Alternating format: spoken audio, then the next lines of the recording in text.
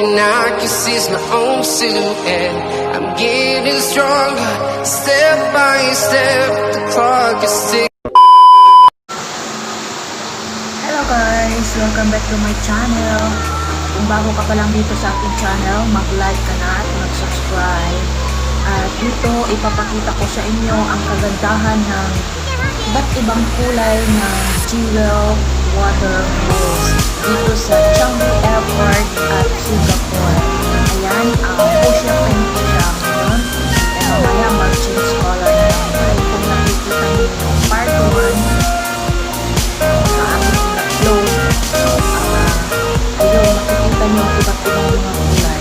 Nung nakaraan, meron siyang pangalawa ko na balik dito guys.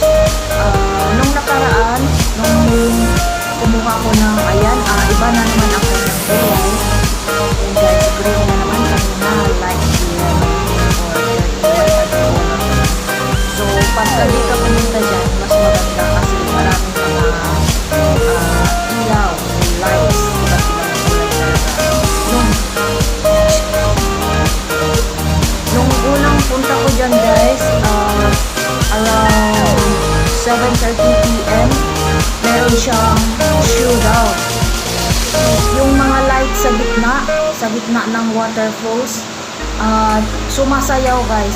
Sumasayaw ang kanyang mga kulay. Kaya nung ngayon, bumalik ako, wala na. Hindi na siya nag-showdown. Hinihintay ko nga. Medyo natagal-tagalan akong umuwi kasi hinihintay ko yung showdown. So, wala naman pala. So, every year pala siya mag-changes. So, yun lang ang aking i-share sa inyo. Yung kanyang kulay na iba't ibang different colors of JEWEL Waterfalls at Changi Airport at Singapore. Kaya, hindi ito premium product guys. Ito ay tuwaan lang o maraming mga foreign na pumupunta dyan. Ito, yung mga selfie para may mga souvenir. I-post sila kung saan sa kanyang website. So maraming nag-aabang doon. Maraming talagang pumupunta dyan. Hindi lang mga Pinoy, lahat-lahat na ibang lahi. Yan lang.